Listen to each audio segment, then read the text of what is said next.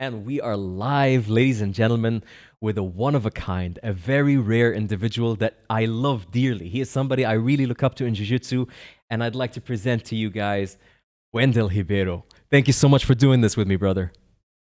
Hello, Zaid. Hello, Zaid. Thank you for the invitation. Habibi, it is I'm my here. Very pleasure. happy to be here. My pleasure too.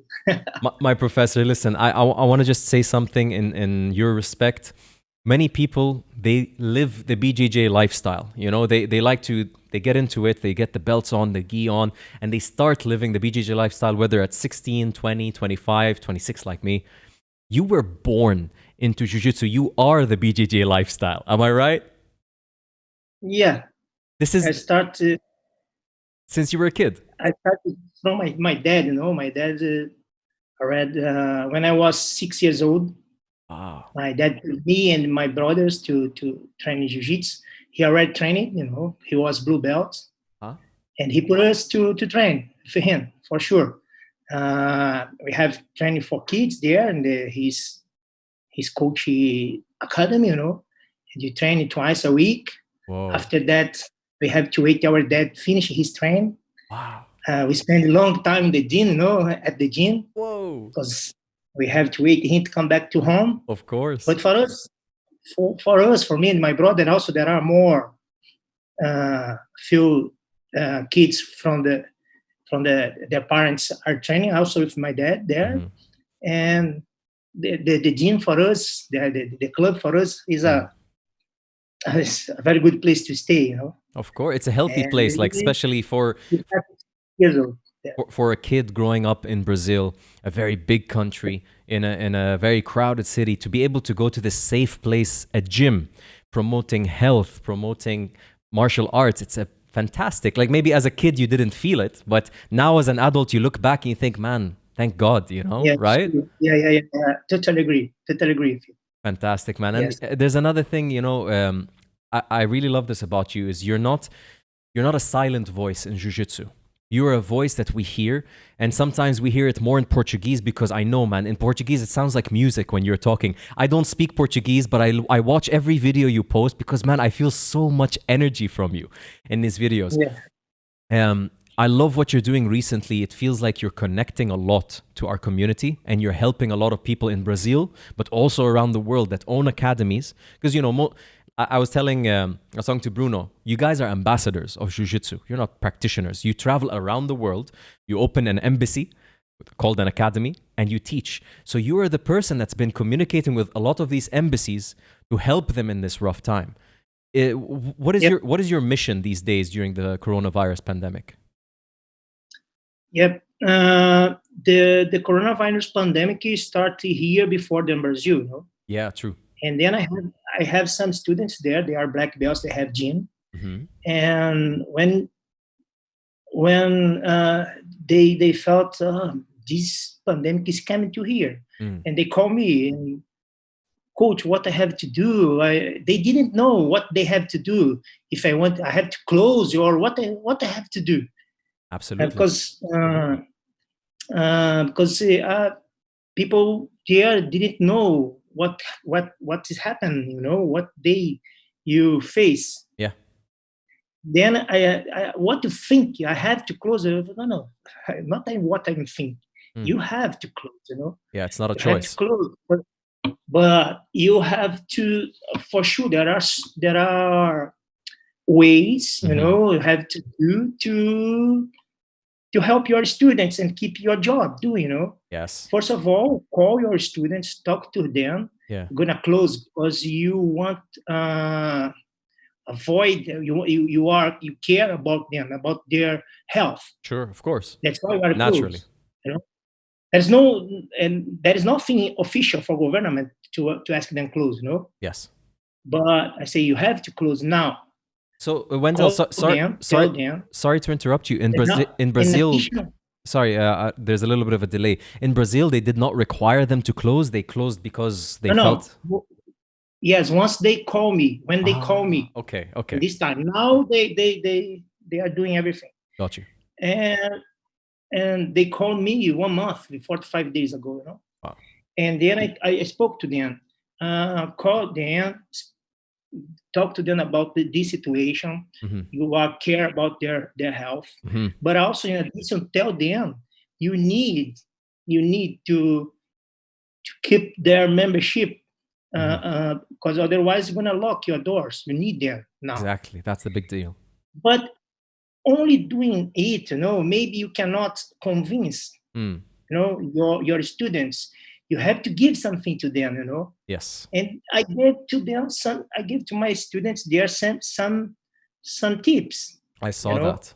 Like I did a publish before one post before I published one post, and I spoke to them about the cashback plan, about the Zoom classes from Zoom. They didn't know of Zoom. Course. Also exactly. me, I didn't know.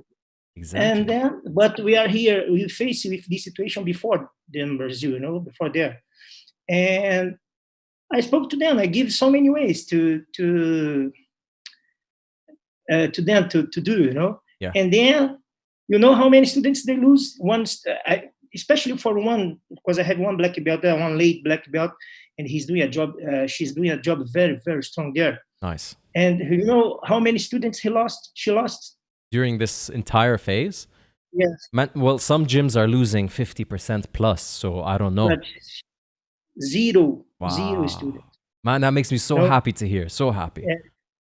Because she did the action, Yes. And I gave the way to her, because not because I know what you have to do, no, because I'm faced before, and also the experience that we have, Exactly.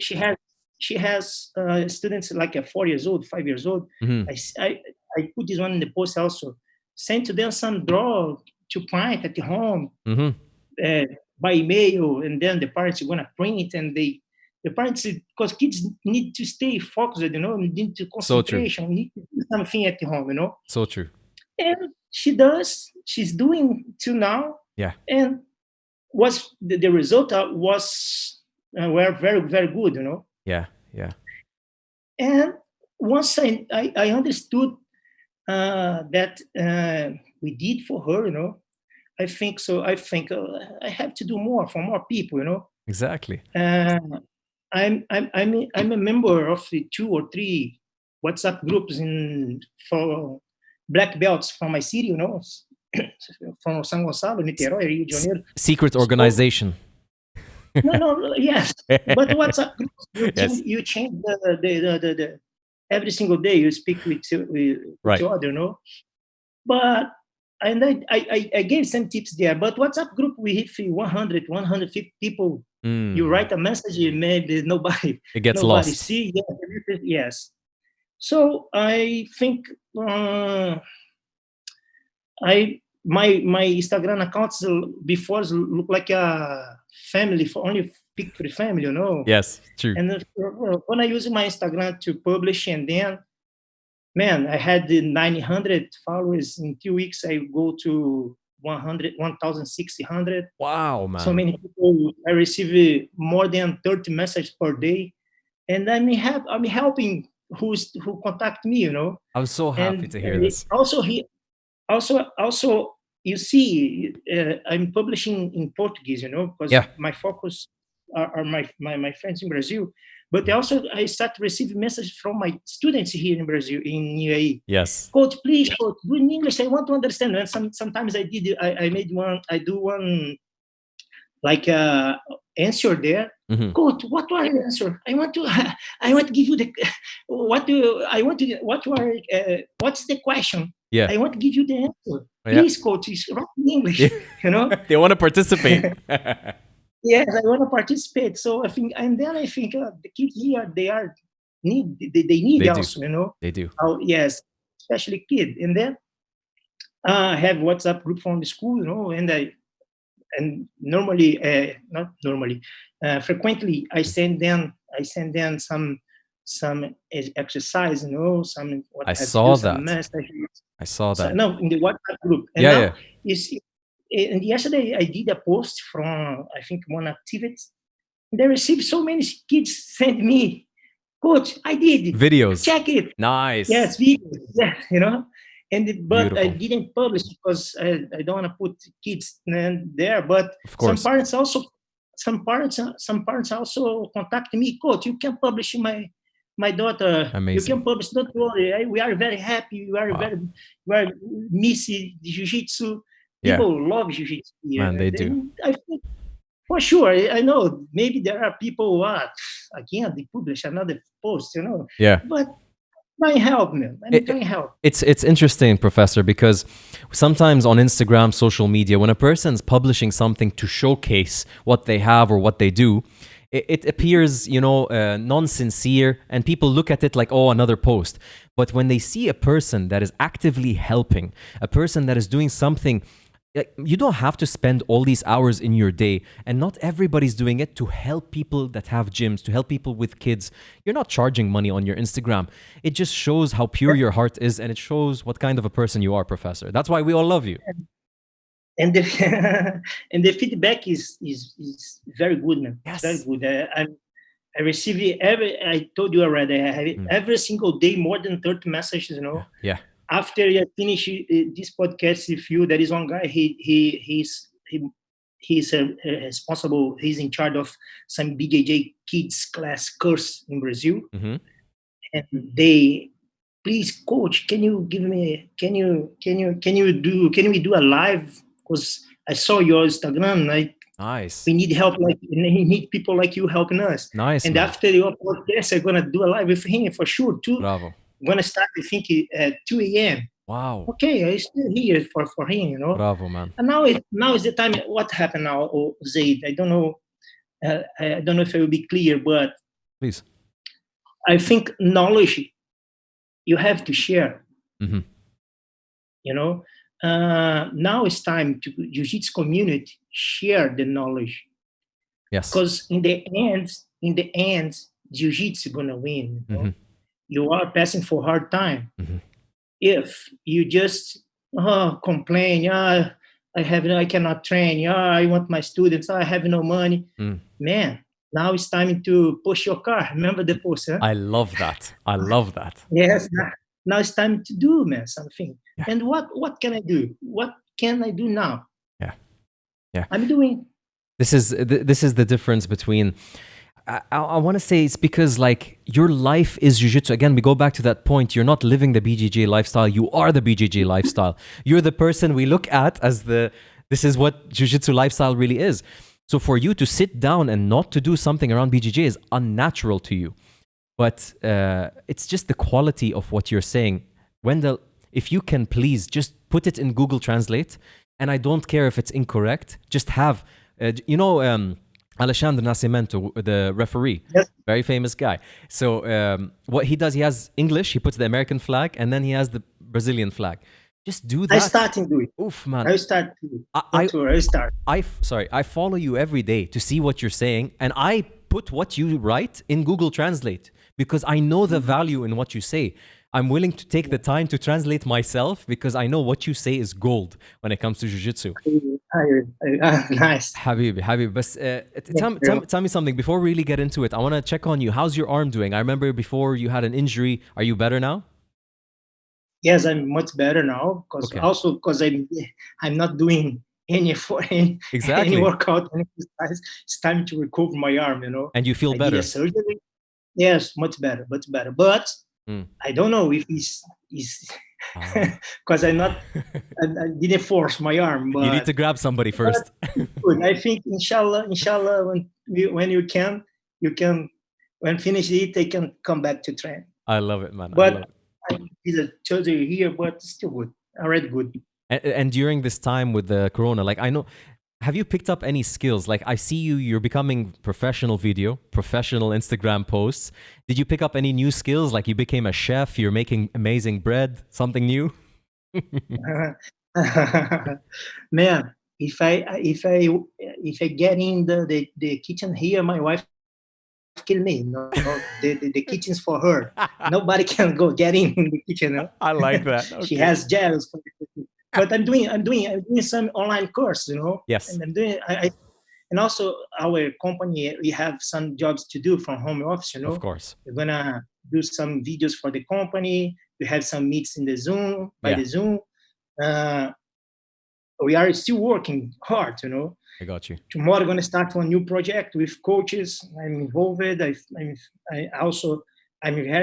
very happy to involve it in this project. They want to start from Zoom. Yeah. I'm gonna be there with them. But I'm reading. I'm doing online course, and I'm work as a home office here. You're always And improving this your is my knowledge. family, you know. It's time to connect your family, you know, talk about your kids. My son is 21 and my daughter 18, but talk to them, talk to my wife.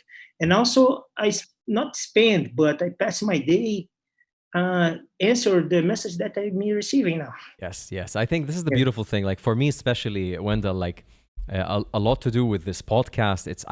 I missed our community so much. I wanted to reconnect. You know, this was part of like, I always wanted to do this podcast. I know how much amazing people like you we have in the Middle East that we need to learn from, we need to talk to, because it's like you say, knowledge is made to be shared. And you are the center of the knowledge, and we need to talk to people like you. But I feel good. I'm happy at least. There are here in UAE so many coaches. They have so much knowledge here, man. Yes. We have here the very good coaches here in this project. I hope to be able to share those stories with everybody in time and meet as many as I can, because it's just so much value. Professor, you grew up, you're saying, in a jiu-jitsu family. 6 years old is when you start jiu-jitsu. Did you want to start jiu-jitsu, or did you feel like you had to start jiu-jitsu? No, when I started jiu-jitsu, I didn't understand what happened, you know. I just went, you know. Me, my brother went to my dad and we go. And then for sure you are happy there, but my brother sometimes put pressure on my dad. I go, but when you're back, you have to stop and buy for us hamburger. My brother, I love it. not me. But I didn't understand what happened. I just flow. Right. And when I was like a 10, 11, yellow belt, you know, and then I understand, but I love it train there.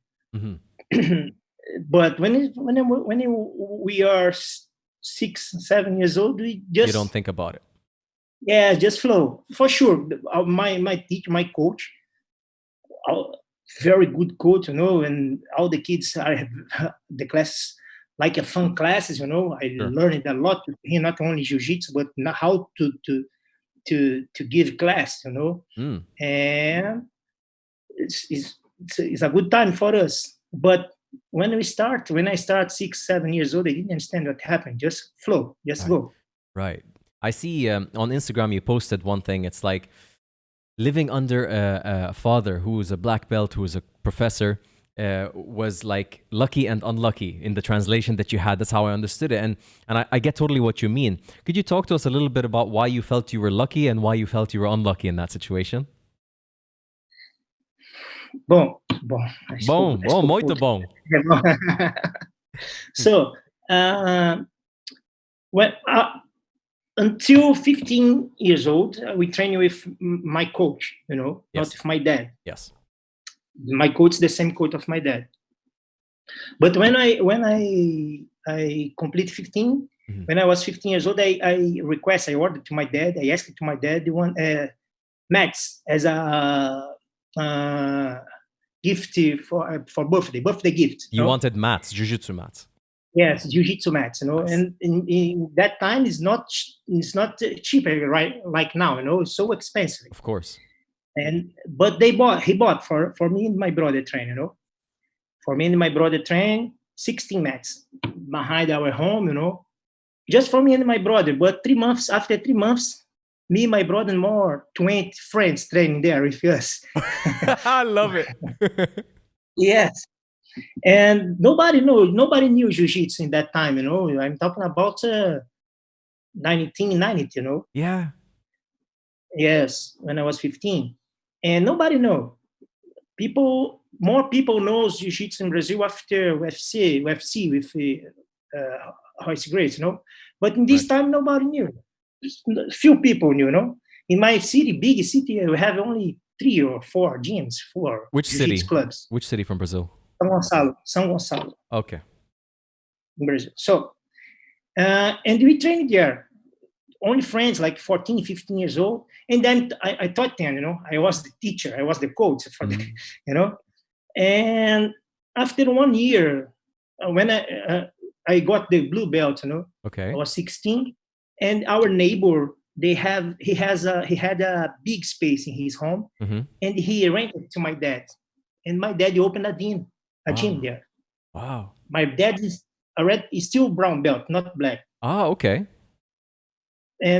But my dad, it's not a business for us, My Yes. dad, he had another business. He had pharmacies in Brazil, and he cannot take this responsibility, And I took this responsibility of 16 years old.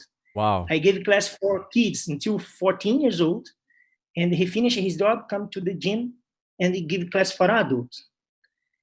In this time, is the first time I have class with my dad. Because I give class for kids, Yes. and stay for adults, train with my dad. This one happened 3 times a week with my dad, and 2 times a week with our coach, Wow, okay. So you're basically full-time jiu-jitsu already? Yeah. With 15, 16 years old, 17.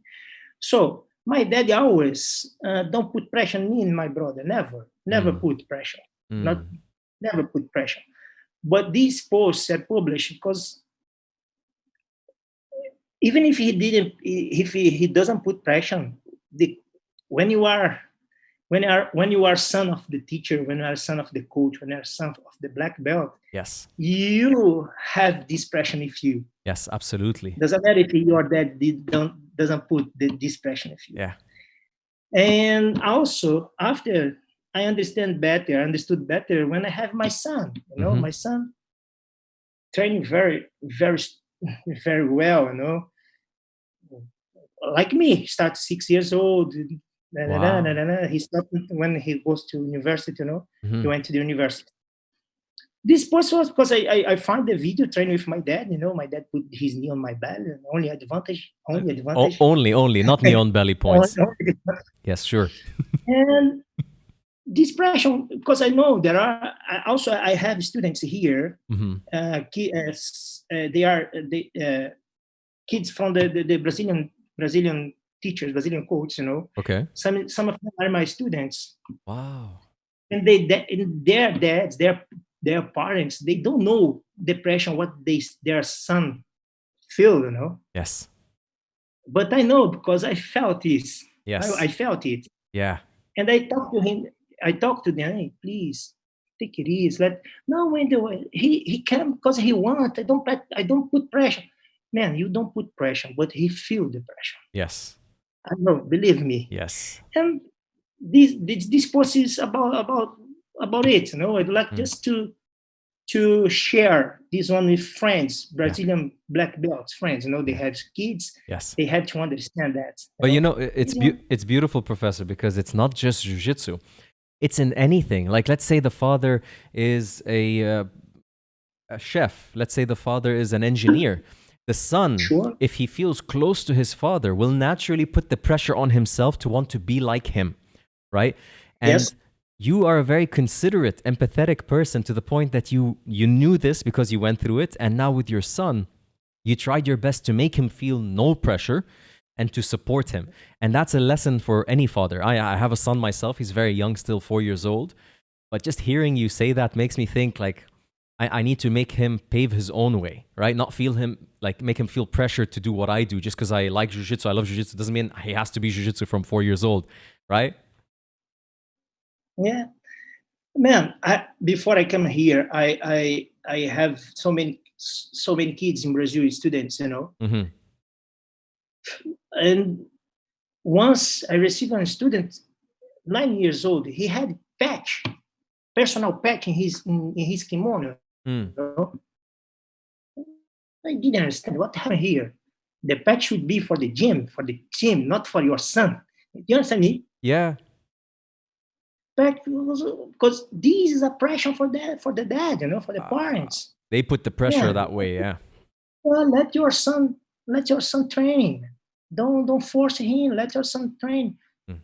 So this was because I would like just to share with my friends, and I So, think people like was so many likes, so many so many. you know, Professor, it's a sensitive topic, and not enough people are talking about it. Like, there are some things you think about at night, and you wonder how many people are thinking the same things. But because it's sometimes private, you don't find it available. So when somebody like you shares that with us, immediately it explodes in likes and comments because we're all worried about this. Like, each of us gets to a point where we're becoming parents, and Yeah. we think, what should I do with my kids? Like, am I putting too much pressure? You see in the competition, some competitions here, in the last one that I went and I saw, there was a father with a video camera, a boom microphone, like the microphone that you point from a far distance to catch audio, with a tripod for his son, which was like 5 years old, 6 years old, at that competition.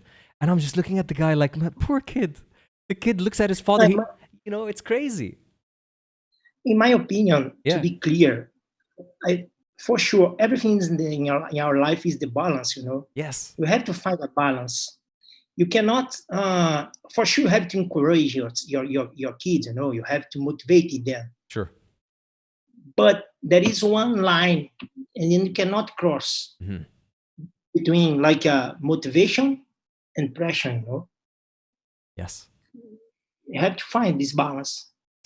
I totally agree with you. And it's interesting because you started having this role model role from when you were 15, 16. You got people coming in, bowing on the mats, coming in, and you're running the class from that age.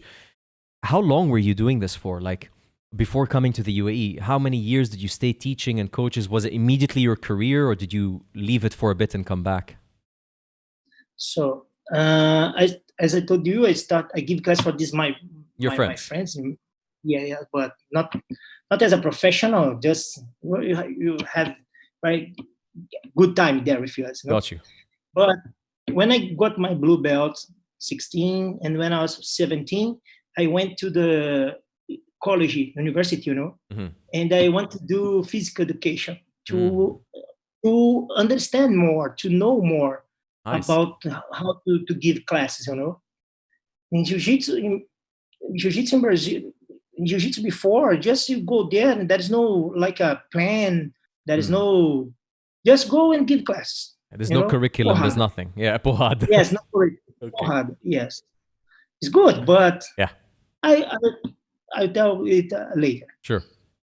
Then I went to the university and I got the scholarship fighting. I fought judo for the university there. Oh. And yeah, and after that, after 1 year, I when I went to the university, I still training with my dad, in our gym, because in the university you can take some days, go later. So I make my schedule and according my jiu-jitsu classes there. Right. And I train. But after 1 year, I did a military enlistment. Yes.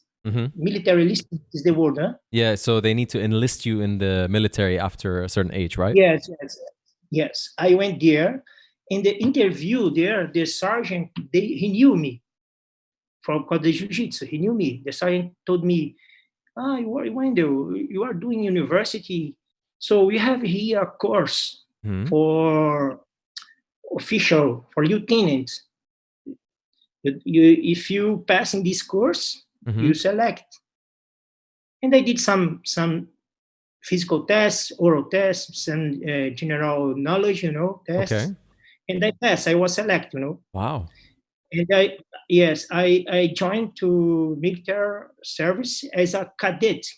Yeah, cadet, yes. Cadet, yes.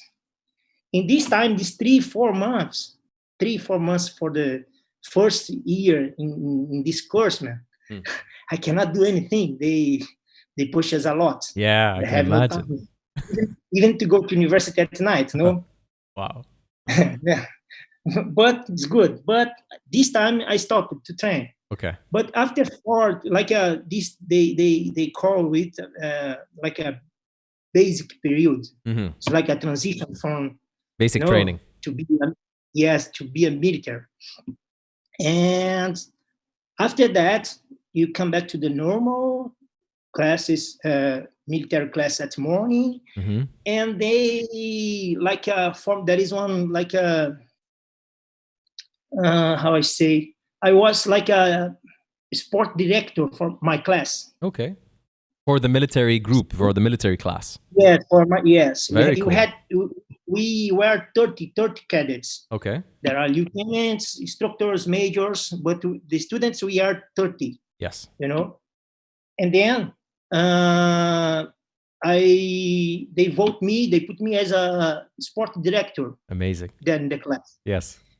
Yeah, my first action, I convinced the major to make a mat for us. Yes. There, You get mats everywhere you go. I love it. Okay. Yes. I convinced him. I convinced him, please, because you have here people, they have to know self-defense. I can give class to them for our class, Yes. And then one for a small group, for me and some people training also Jiu Jitsu, but they are blue belts. Amazing. White belts.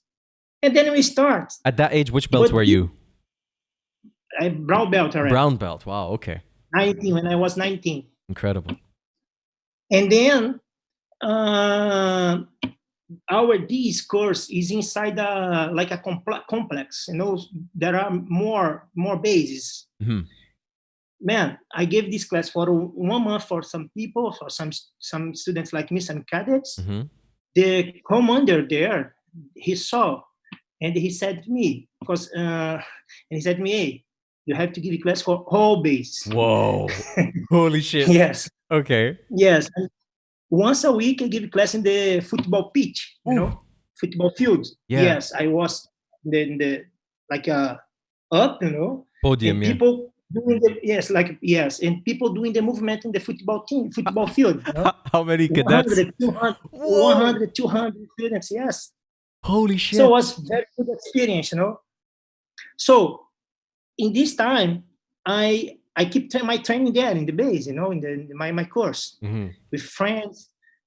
There are people from another base came to me, and then we train. Finish our service there. Finish at 2, and we train from 2 to 4, and then I go to my university. Unbelievable. And yes, this time, but this 4 months when you start this one, I stopped. I had to stop. But tell me something, Wendell, was there any memorable moments during this, like while you're teaching, some experiences that you had with people starting Jiu-Jitsu in the military? Did a lot of people that you teach in military do Jiu-Jitsu after the military because of this? Yeah, you know Neto Gomes, he was a teacher. Yes. Wow. He started with me there in this situation. No way. No way. Yes. He's a monster. Yes, he's a monster. Wow. He was a brave soldier also. Oh, we wow. did something together, So after I don't know how many years, after 5-10 years, he found me in the Facebook. Hi, teenage. You remember me? I'm in America. I go to Black Belt. I'm now giving class. Oh man, I'm so happy. And after we met here each other. What a small world. Yeah, small world. But for sure, I had so many examples like that. They keep training after military service, Yeah. And there are also black belts from my city there. They start with me in this situation. Man, that's amazing. Because, you are somebody who's been connected to Jiu-Jitsu at a very early point in its history. So when we say the world is a small world, for you it's very small because the chance of you having taught even, not just trained with, taught some of the black belts that we recognize today is very high, man, because there weren't that many practitioners. You were running the military Jiu-Jitsu for the cadets. That's how rare it was. Yeah. Unbelievable, man. Also, after that, it's a situation like that. No, when we finish the course, because it's 2 years, Okay. We were 30, but not all of us you get promoted for lieutenant, Mm-hmm. You understand me? Yes, of course. Because every single Friday we have tests, Mm-hmm. exams, Yes. and only the 5 or 6 first places you'll be promoted and then go to the military service like Wow. a professional, Mm-hmm. not like a lieutenant. Mm-hmm. And but in addition of these exams, my marks are very good, Mm-hmm. but there were so many good people Mm-hmm. fighting for these places, Of course. But in addition of these marks, we have like a, don't know if I find the word, like a, not behavior, Mm-hmm. but like a Assessment. they yes, they like a concept, the mark for your military attitude, for Yes. your commitment and values, Of course. Your Man, my character. marks, yes, and my marksman was so high. I'm I not think Jiu-Jitsu surprised. saved me. Yes. Jiu-Jitsu saved me, And one more time, Jiu-Jitsu Yes. saved me there. Yes, Wow. because sometimes I give class for the commander, Amazing. and he loved it, my train, the Jiu-Jitsu, not my train, not my class, Yes. Jiu-Jitsu, Yes. because it's the same time, 93, 94, Royce Gracie starting the UFC, Every people want money. What this beast start training, Yes. are doing. For me, it's normal because we It's are your already life. training. Yeah. Yes, 13 years, Oh my God, that's So, crazy. and after that, when finished my course there, my coach, my master gave me the black belt in 1997, January. Wow. And I went to work for military school Professionally. Like I get promoted for lieutenants, Mm-hmm. and I went there to work there Amazing. as a Okay. lieutenant. Mm-hmm. The school like here from grade 6 to 12, Mm-hmm. but military, Yes. school, they prepare the students to serve. follow career, Mm-hmm. and they want a person, a lieutenant that with physical education backgrounds, Perfect. because they said the place is to be a sub commander Mm-hmm. for the physical education department. Okay. Okay, that fit perfectly for you. Yes, perfect for me. But when I went there, they put me in another situation. Oh shit. Okay. What happened? Yeah. And they put me there, my first year in this place, whole missions, my hands, Wow. They put me, it's not very high, but I work as a, there is one commander of students, Mm-hmm. and there was like his secretary, Yes. Everything I have to do, for the Yes. students. Yes. I start my day 4 a.m. because Whoa. he arrived. This commander, he arrived in the school at 4, and I have to arrive together, and because the students get in the school like 6 a.m. Mm. and he stay in front of the gate, Mm-hmm. receiving student by students there. Okay. And I had to stay with him. Wow.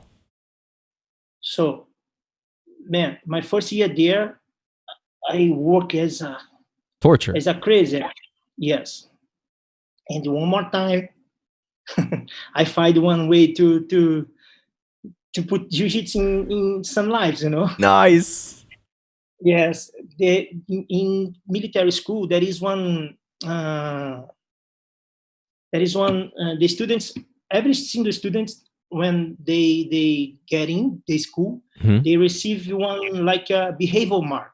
Got you. 8. All of them take 8. Okay. The mark is 8. Mm-hmm. Once you get compliments, Yes.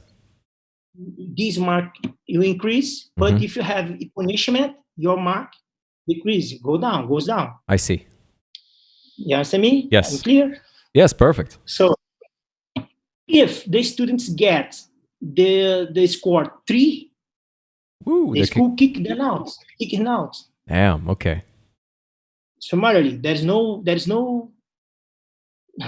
No 1-2. They 3, yes, get 3, go out. Yes. And one day, this commander asked me, Wendell, please do a list with students they have Mark 3, closer to Mark 3. Oh wow. You know, close to Mark 3 because next month we're gonna kick them out. Okay. And I took the list, man. We had like 12 students. Oh wow. Okay, a lot. Yes, 12 students. But I saw, for sure, in this list there were students they didn't want to stay there. But I saw good students there. See, not good students. I see good boys. You know. Yeah. What happened with these guys, man?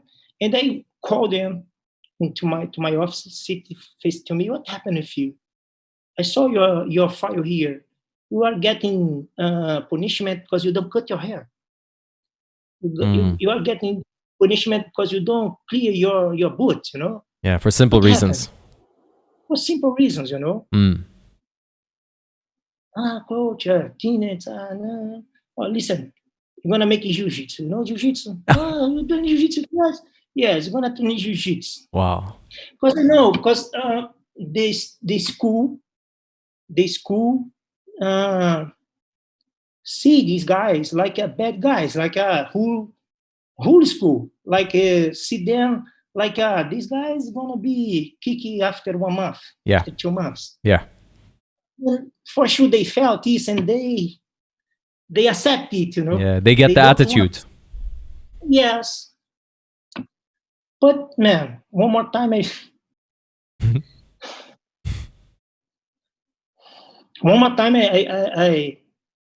brought them to jiu-jitsu mat, you know. Amazing. And we did as a contract between me and them, you know. Amazing. Listen up, I'm gonna help you. If you, for sure, you are here with me. I have conditions to give you some compliments. Yes. To increase your mark, you know. But I just want one thing from you. I want discipline only. I don't want you to be champion or not. I don't want anything. I just want commitment, discipline. That's beautiful, eh? I don't know.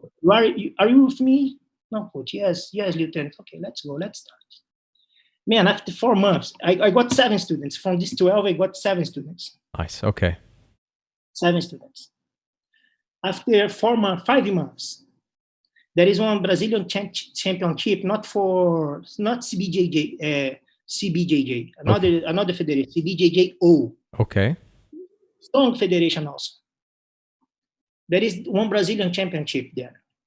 And I put them for this tournament. 7, I put them. Cool. All of them. Okay. 4 of them was champion. Wow. 2 of them was second place. And 1 didn't lose the first time. God. So you've been a champion coach since then? Oh my goodness, man. Wow. Oh, for sure. I just gave the way. Their efforts. But you know the way. That's the difference. So when they come back to school, they are not those guys you're gonna expel them soon, you know. Yes. They come back to school as a Brazilian champion of jiu-jitsu, you know. You changed their lives. Yes, and for sure, I put light on them, you know. Yes. I put light in the assembly. I gave to them the medals in assembly. I give to them certificate in the assembly. Before that, the commander also always talked to me, Wendell, what do you have a bad students there? Take care. Oh, don't worry. They are with me. Don't worry. I love it. So, man, these students until now, maybe they are sending me message now. Those students, man, unbelievable. All of them. One of them is a fireman in America, and he was MMA fighter also. Okay.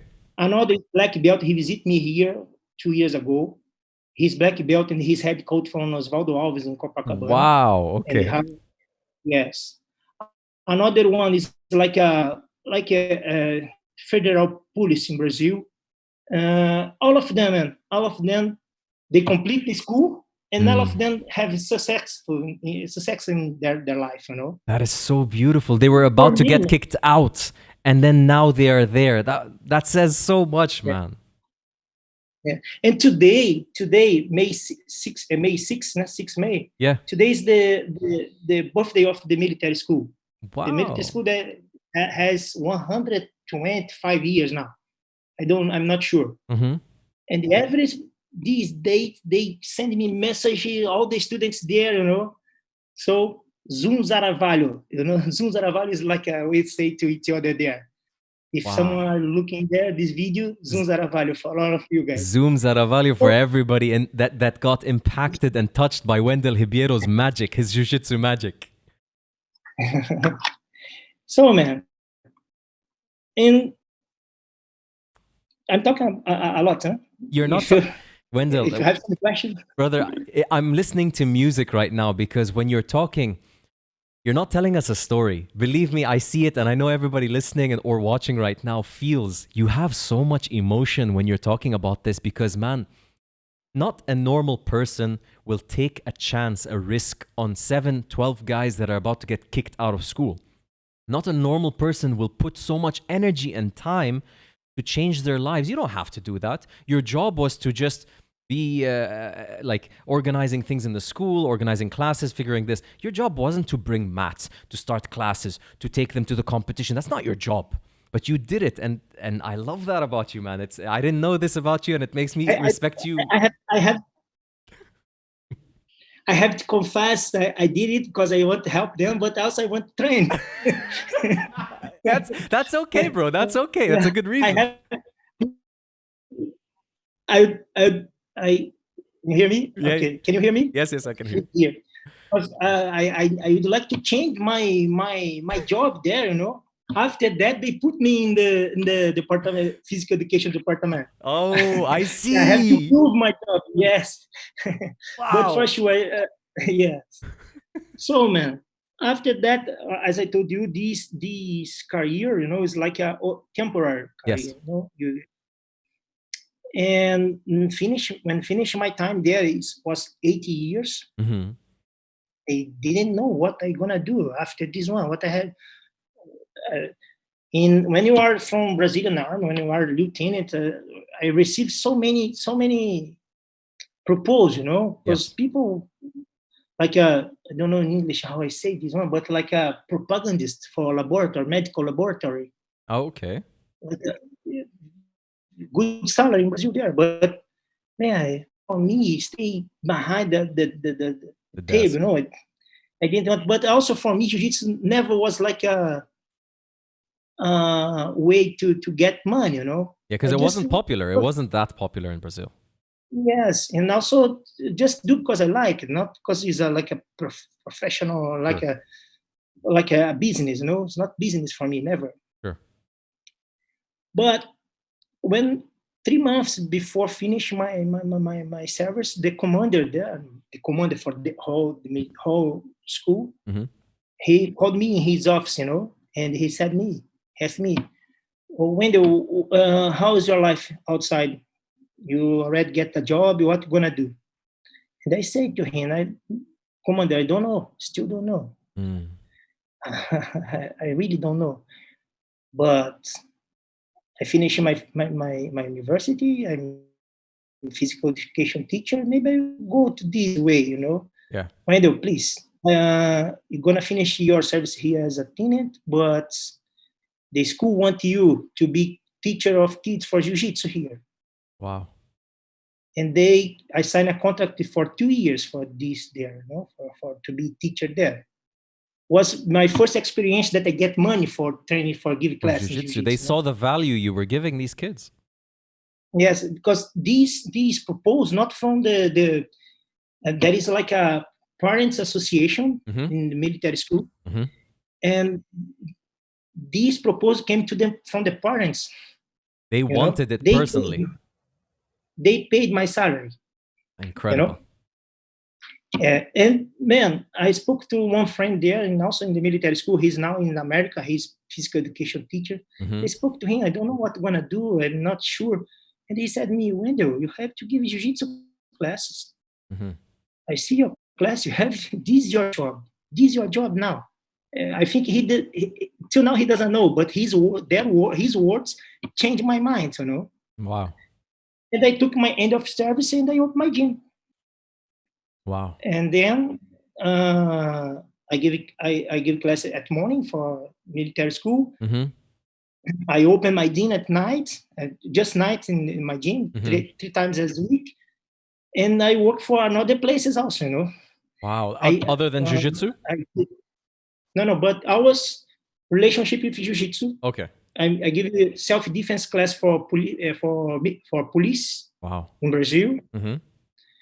Another base, I give classes, jiu-jitsu class, the previous base, like when I was cadet, I give class there also. Okay. But like now as a professional, I receive money for that. Exactly. And one gym in one city beside São Gonçalo, Niterói, very good gym. Mm-hmm. And also beside this gym, there was one private school, very strong, very strong private school. And I was there to be physical education teacher. They contacted me to there. The salary is not very good, but was good for my son and my daughter because they gave me scholarship for them, I can pay. And how old were your kids by then at this point? Man, I think Gabriel, like 8 or 9 years old. Okay. And Julia, like 6 years old. And at the same time, you're working other jobs, like you're doing all of the self-defense classes and this, and you're going to teach in the school. Yes. Whoa. Yes, because our schedule is Friday, Sunday, not Sunday. Sunday there is off, but Monday, Wednesday, and Friday school, Gotcha. and 8 to 2 school, 10 to 12 gym. Gotcha. And so that's one time I got. I took 13 places at the same time. Ooh. Holy. Yeah. Holy shit. Also private class. So man, but oh my God. The arm taught me. Yes. Many things, so many things. When you are instructor of arm, mm-hmm. I think all of the world, not only in Brazil. Sure. You have to plan your class. You have to the instruction as a class. Yes. You have to plan your class. In addition, you have to make a safety plan. You have to understand the risks, what can happen. Right. Every single class, every single, you have to do these both plans. Yes. You cannot just go there and give class. Absolutely. And also there are many times you are doing class, the commander come, hey, where is the plan? Let me see. You inspect. So you must do. You must do, not no, you must do. Okay. Otherwise you're gonna be in trouble. Okay. So the arm, I got this one from the arm, mm-hmm. and they put in my gym. Mm. Now like I think 5, 6, 7 years ago only, the big brands like Alliance or Gracie Barra. Now they have curriculum. Not now, but 7, 8 years only ago, I think so. Sure. They have a curriculum, Sure. Before, no, man. My gym was a small gym, only for me. I had my curriculum there, Yes. And because these concept I got from the military, from the army, Yes. So I did my curriculum. I have one curriculum for private classes. This one I learned also with Family Gracie, but Grace Family. But the curriculum of my gym, I did all the curriculum, and the students when they arrive at my school, my gym, he knows what you gonna learn, In quickly, I have more than 150 students in my jiu-jitsu gym in Brazil. Wow. And you think that's because you were one of the few gyms that actually had a system and a curriculum? They knew what to expect when they came to you? I think so. Mm. Not only for that, for sure. Maybe I had a luck, but Yeah. maybe Yeah. good place, you know. I got But you. I offered to my students and the parents and the whole the family Yeah. my best, Mm. always my best, you know. Of course. Because listen, Zaid, let me tell you, don't be now up, you know. Please tell me. Because yes, lieutenants, you have good salary, you know, Mm-hmm. and also you have in Brazil, you have good salary, and also you have good status, you Yes. know. So I would like to keep in the same way from and give to my family the same, you know. Absolutely. And then I didn't. I put all my power in this one, you know. Mm-hmm. And I think, and I thought that post that you saw, when you push your car, people know, and people push together, Yes. you know. Yes. When they see you And working people, hard. when they see working hard, like here, this, when students say, "Oh, this teacher," also in the military school in Brazil, when they said, "Oh, this teenager want to help us, this he wants work." Also here with my students and my gym, you know. So my gym and my academy there in Brazil was very good there. Yes. After 80 years, I opened my gym in 2004. In 2012, I received a invitation to come here, and I'm here since 2012. Unbelievable story, man. It's amazing how jiu-jitsu kept going in and out of your life, in and out of your life in a way that, like, it was always part of your life, but I mean in and out in terms of a career, and it kept catching you until the right time, man. You mentioned Gracie family when you said the career. What was your connection and relationship? Because your father was a brown belt when you were 6 years old. There must have been like a direct connection to the Gracie family, because otherwise, who would your father No, train no, with? my father was brown belt when I was 16 years old. When you were He 16. was, yes. When I was 6, he was blue belt. Okay. So when I went to this school, military school, Yeah. the name of the place is Tijuca, you know. Okay. And there is a Gracie Tijuca close to the school, Ah. you know. And in 2000, 2001 or 2, 2001, 2002, I met Fabricio Camões. You know him from the UFC. Yes. He Leticia Ribeiro also, they are in America, his wife. What were they doing in Brazil at that time? Yes, they are teachers from, they are coaches from the Gracie Tijuca. Wow, okay. The head coach is Vinicius Ayeta, but Okay. Fabricio and Leticia, they are black belt from Gracie Tijuca, Okay. and they train there. And I see the bus station. The bus station front of the Gracie Tijuca, you know. Perfect. And I see people going with kimono, and I want to train with them, but you know, black belt new in the gym, man. Yes. There is no way. But Fabricio saw me and Wendel, and I know you, man. Also, I know you. What's your name? My name. So come train with us. Nice. And I get in and train with them like 1 year and a half, you know. Mm-hmm. And Fabricio helped me a lot, teach me a lot. I learned too much with it, too much with him, you know. Incredible. And so much with him. Fabricio and Leticia also. And Fabricio introduced me to Vinicius Ayeta, the head coach of Gracie Tijuca, and Vinicius Ayeta introduced me to Master Hoker Grace. Wow. Before our interview, I spoke to Master Hoker. Wow. And after that, this one was 2001, 2002. When I opened my gym in Brazil, 2004, my gym in Brazil was Gracie Humaitá São Gonçalo. I see. Yes. Master Hooker let me use the name of the That's the a very big and proud name in Brazil. Yes. Unbelievable. This is our connection. Till now I have who gave me the black belt still there in Brazil, Wendel Ribeiro.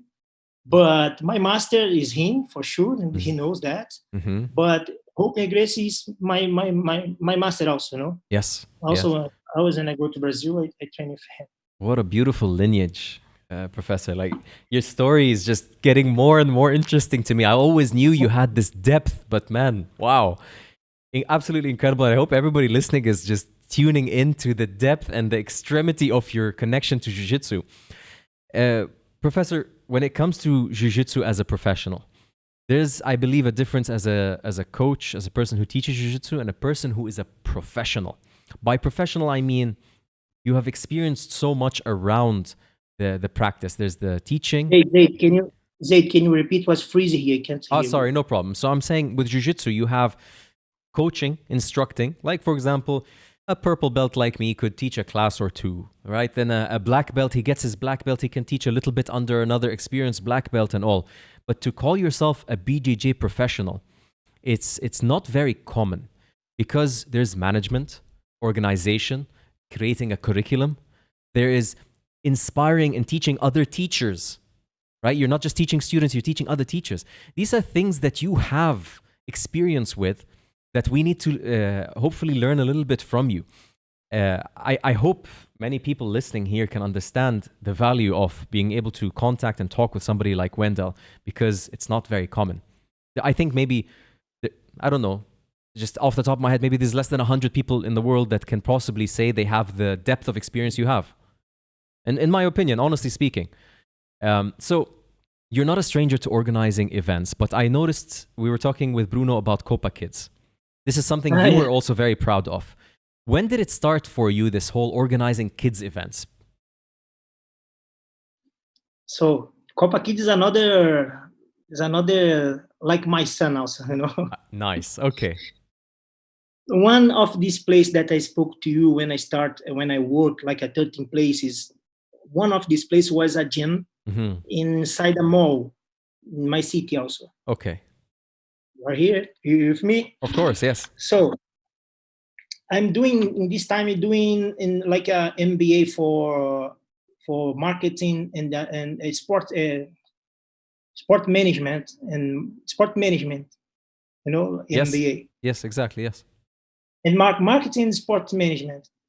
And the people from the marketing of the mall asked me to do something for Kids Day in Brazil, in the mall. Cool. You know?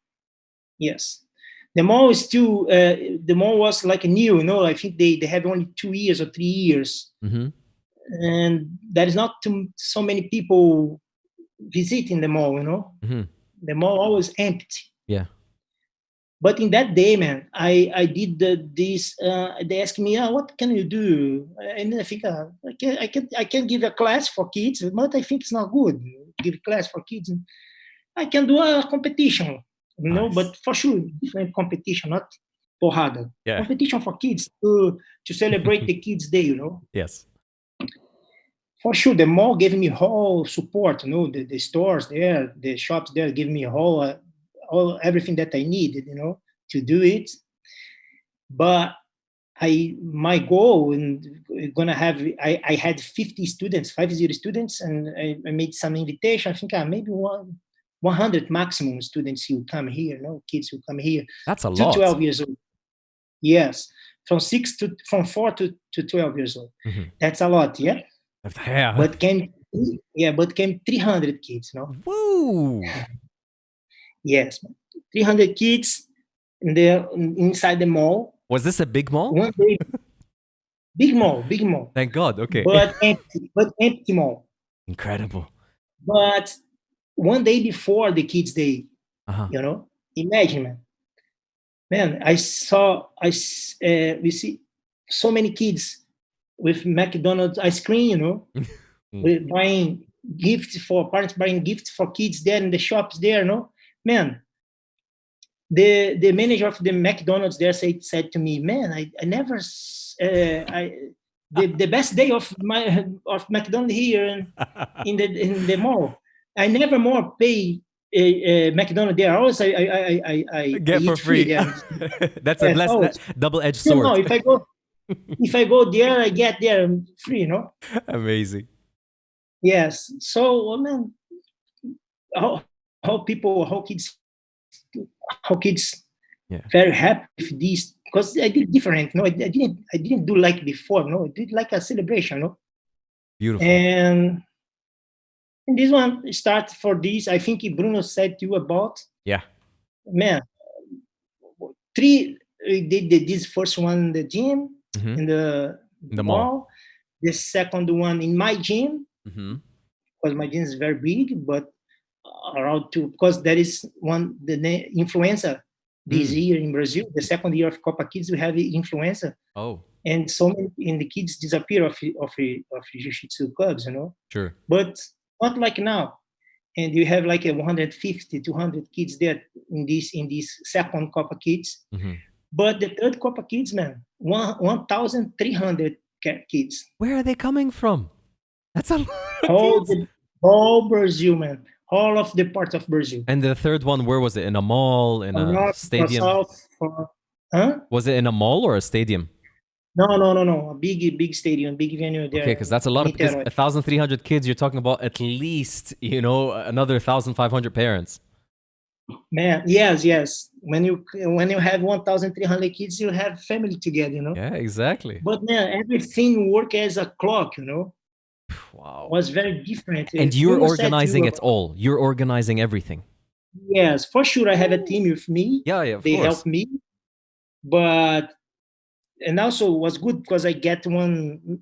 In Brazil, it's not easy to get like a sponsor, Yeah. sponsor to do.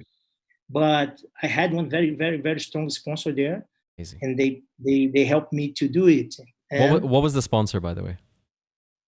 a big bank in Brazil, Okay. like a big bank. The name is Caixa Econômica.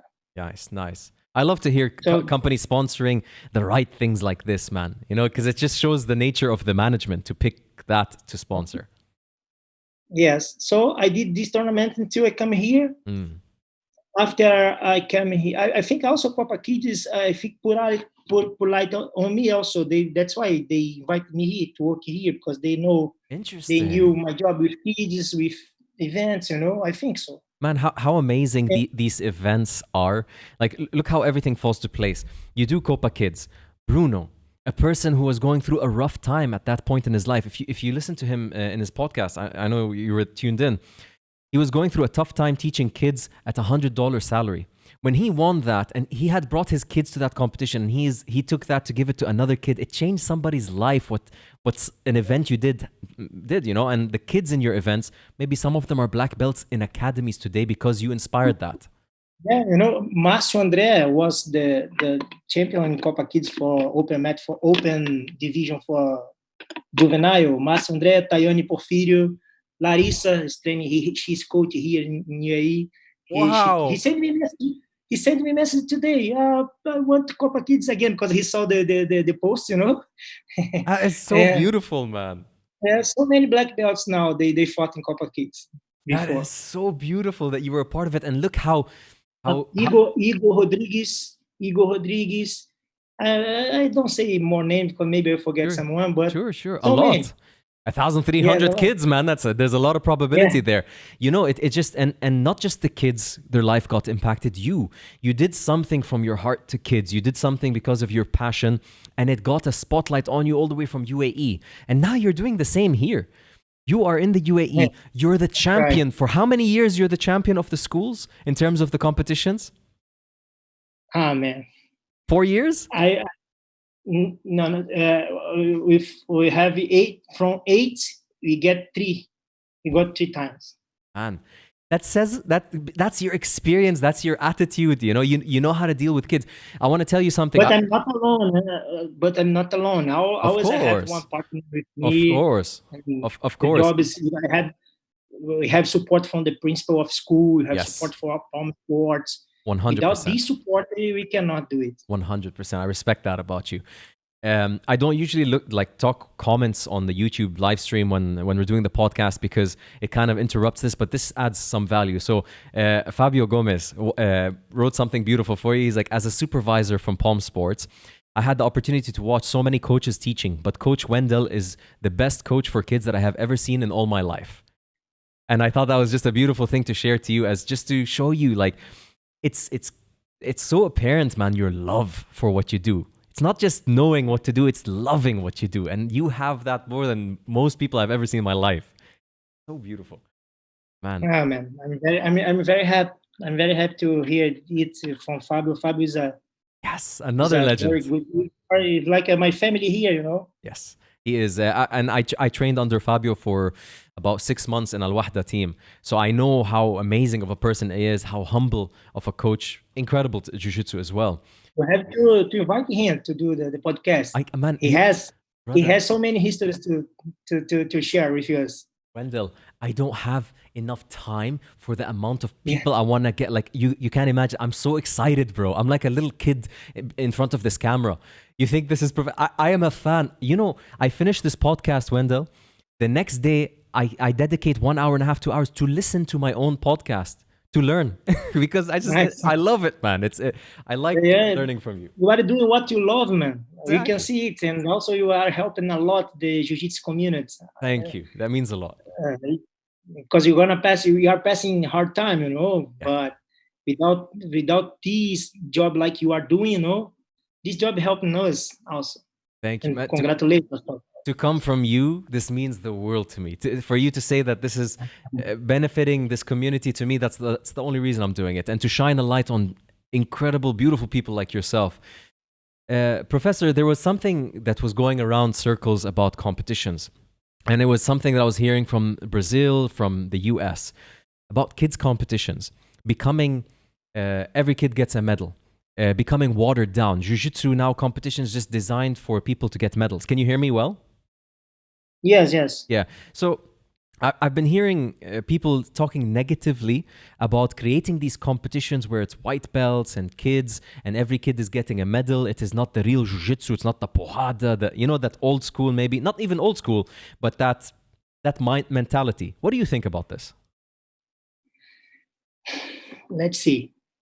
As I told before, you have to find a balance, you know. I think for me, it's very hard to put the kids like 4, 5, 6 years old inside a big venue, you know, on the mats, all lights on these kids, you know. Mm-hmm.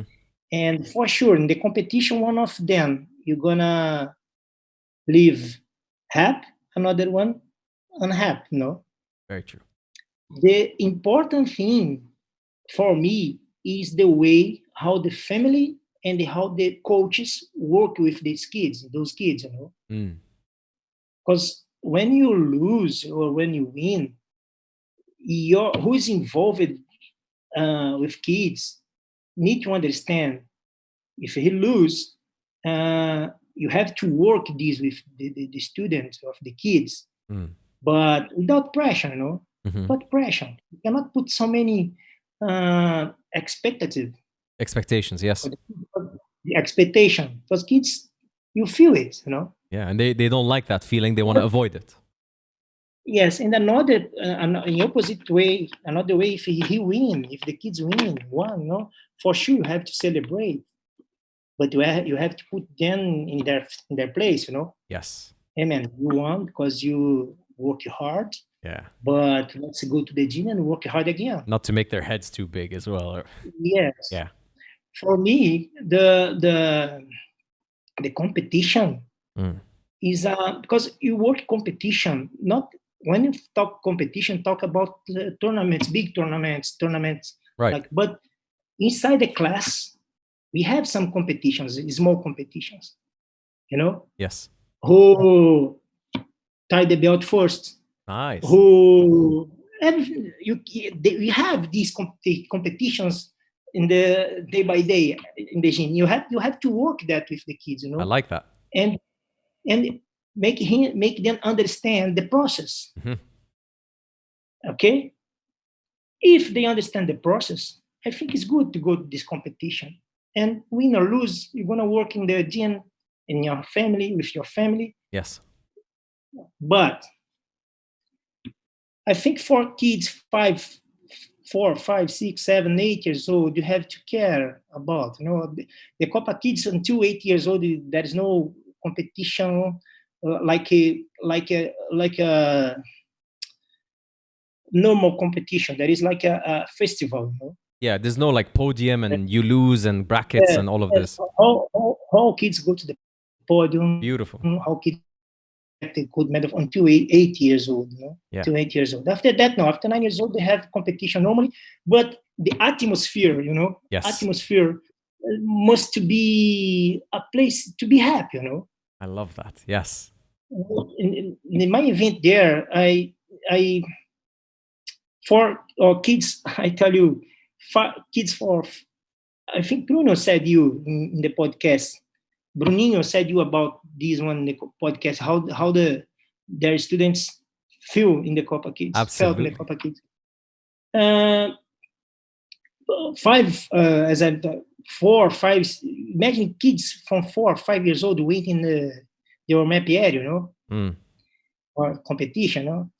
What I did one like I make the invitation from my university that I studied Okay. before, and they were my partner and sent me some students from the physical education. Nice to And volunteer. I put 30, yes, volunteer. I put 30 physical education students Amazing. on the warm-up area with kids, Wow. and they play with them Wow. there. They play draw, they do everything there. They play and they call, and the bracket manager called them to fight. Yeah. They didn't feel depression. Yeah. They're happy. They're already playful. They go fight. Yes, happy. That's so And smart. also another, yes, and another. After that, I promote this one to the kids. But after the tournament, now is the job family and the job coach. Absolutely. How to complete one after. Absolutely. This is what I think about competition for kids. Such a beautiful answer. And I think like for a lot of these people that have this competitor tough mindset, some organization is being done to give trophies and stuff. All I have to answer to them is Copa Kids. Copa Kids is Brazil, in Brazil, 1,300 kids. From them, some of the biggest names today we know in Jiu Jitsu started out as kid competitors in Copa Kids. Right? Some of the most incredible coaches were organizing that event. From these events, do we have the future of Jiu-Jitsu? Because it's got to start from love. Jiu-Jitsu cannot start from hate. It cannot start from bad. Yes. Maybe one kid, one child, if he has a bad experience, maybe gonna lose and have no more in Jiu-Jitsu. Yeah. They're gonna hate Jiu-Jitsu. But again, is important. Competition is important. The more important thing is how to the coach and the family you want to work after and also before. Yes. Prepare and also post. After the post the competition. I think this is something huge. Like for parents listening that have kids that enter competitions, something that I feel is expectations, like you said. Kids, they just want to make their parents proud of them and they want attention. When you set an expectation, it also makes them nervous. It makes them set pressure on themselves, right? Like you said. And if they lose, this will last a month, 2 months, maybe longer. This will make them not want to compete again. As I told you, this is not so bad. No. Depends on how the family and the coach want to work with these kids. So how would you recommend parents that are not coaches, how do you recommend them to deal with their kid going to a competition, losing their first competition? If they lose? Yeah. What should the parents do?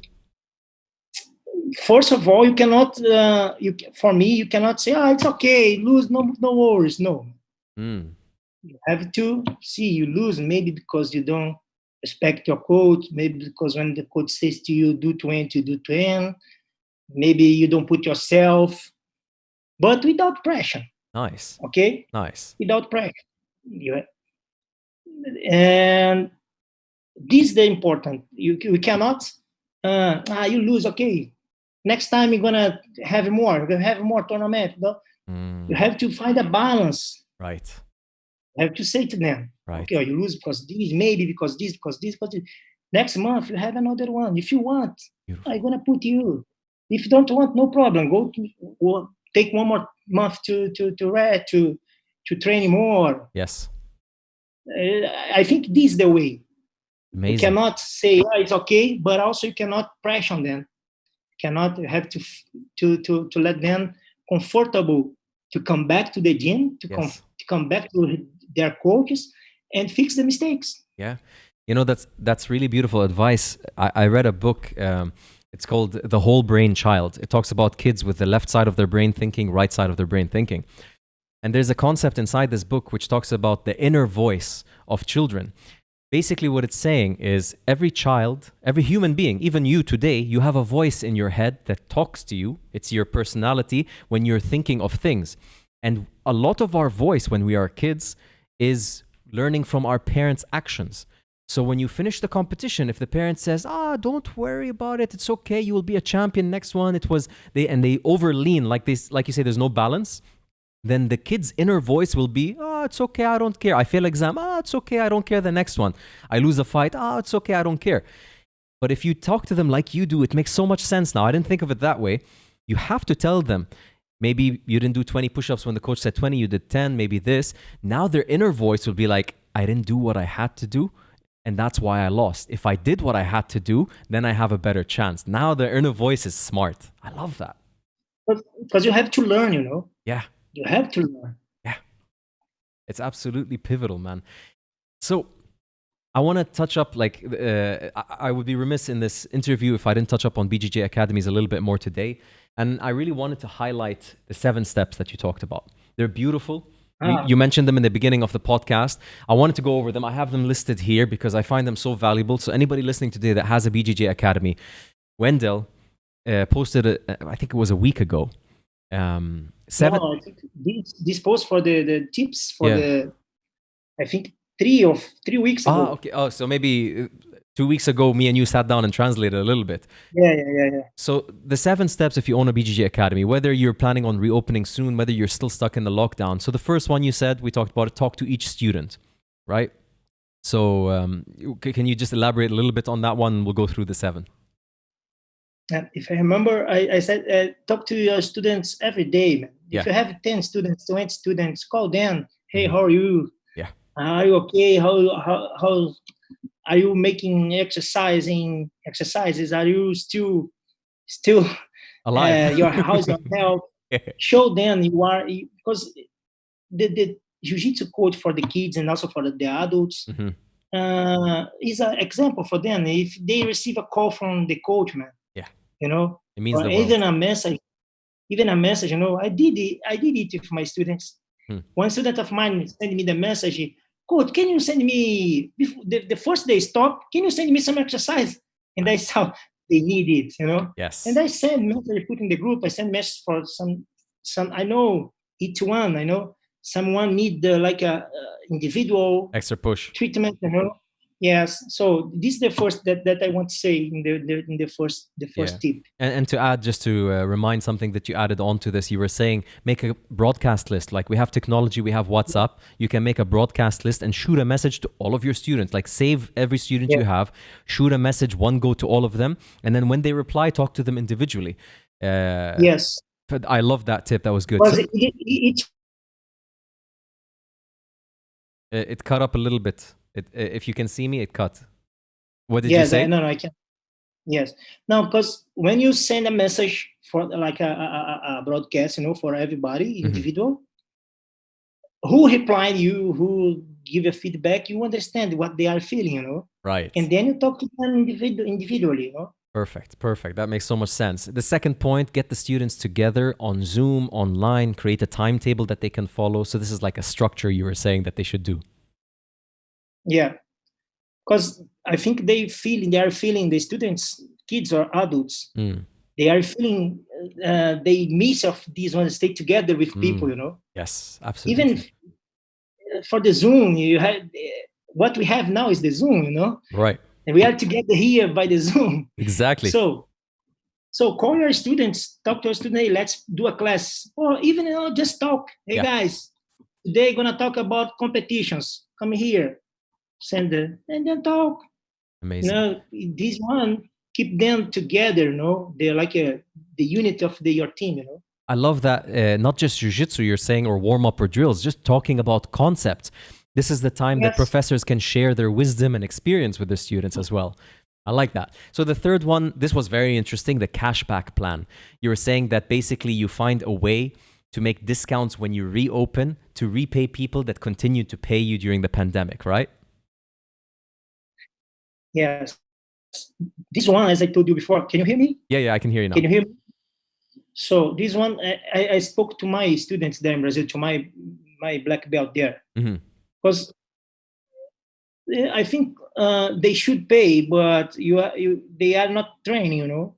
So talk to them. You need this money to keep your gym open. Yes. But you want to make a plan to give them back, like with small parts during the next year. Yeah, and it could be T-shirts, it could be vouchers. Doesn't have to be cash back.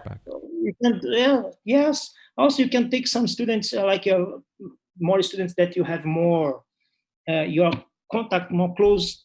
You can offer them, hey, you wanna buy? It's for if you need money in Brazil or another place. You wanna buy some package of private classes, 50%. Nice. Pay 50% now, and then when this one finish, you're gonna give class to you. Very smart. Very smart. I like that. I like that. Number 4, send BJJ content to students. So not just your content and your stuff on WhatsApp group, sending them tips, techniques, breathing exercises, nutrition advice, right? This is the time to share the knowledge. Yes, to share the knowledge and also keep them involved with Jiu-Jitsu. Yeah, keep the brain. Yes, we are not fighting against another Jiu-Jitsu clubs. We're fighting against Netflix. We're fighting against, you know? Yes. Maybe I'll finish the kids or the students. No, I see this. I want to see this series. I want to see this move. I don't train after now, you know? Yeah, absolutely. Keep them involved with the Jiu-Jitsu. We get stuck in the bad habits during these times. It's important to stay in touch with the good ones. Seminar exchange is number 5. This was interesting. It's with other gyms, not just your gym. Yeah, I saw, man, as I told you, once when I did this post, I think 3 or 4 weeks ago. Okay. I think some people big from Jiu-Jitsu saw this post, and they are doing now. I love it. Yes. Good. Good, man.